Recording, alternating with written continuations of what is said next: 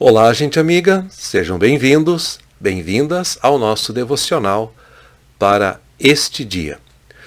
Passamos agora para o capítulo 10 do livro de Jó e vamos ouvir e refletir sobre os 6 primeiros versículos deste capítulo, capítulo 10. Jó expressa seu pedido a Deus e ele disse assim: Estou cansado de minha vida, vou me queixar abertamente. Minha alma amargurada precisa se expressar. Direi a Deus: não apenas me condenes. Diz-me que acusações tens contra mim. Que vantagens tens em me oprimir? Por que me rejeitas, se sou obra de tuas mãos, enquanto sorris para as tramas dos perversos? Acaso teus olhos são como os nossos?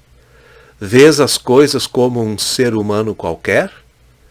Tua vida é tão breve como a nossa?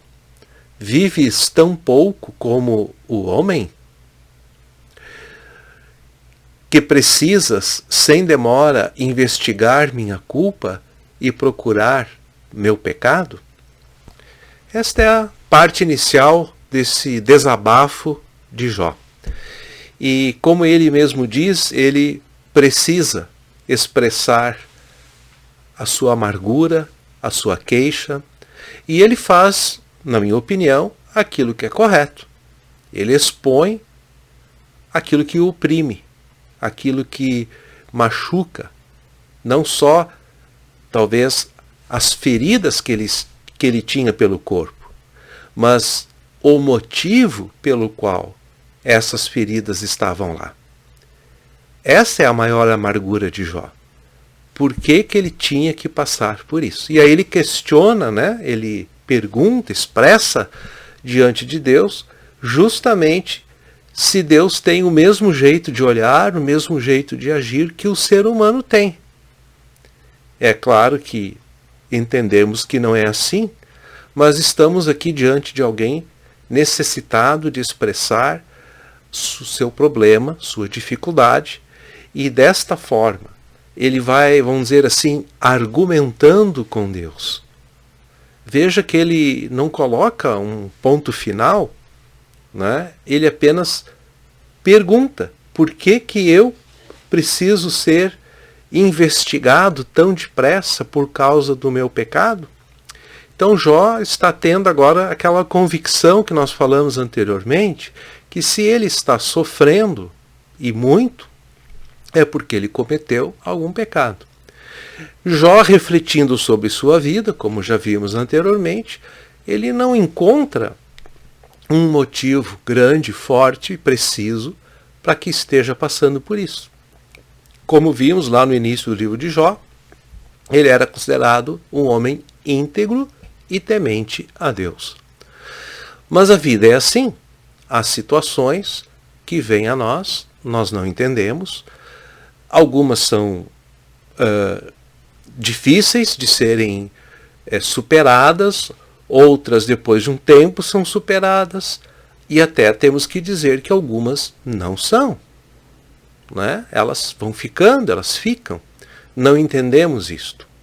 Então, aquela pergunta que a gente deixou no programa anterior, né, que a gente deveria, acima de tudo, em vez de perguntar por quê, mas perguntar para que estamos vivendo esse momento. Eu sei que para quem sofre, não é fácil fazer isto. Nós não gostamos de sofrer. O ser humano não foi feito para o sofrimento.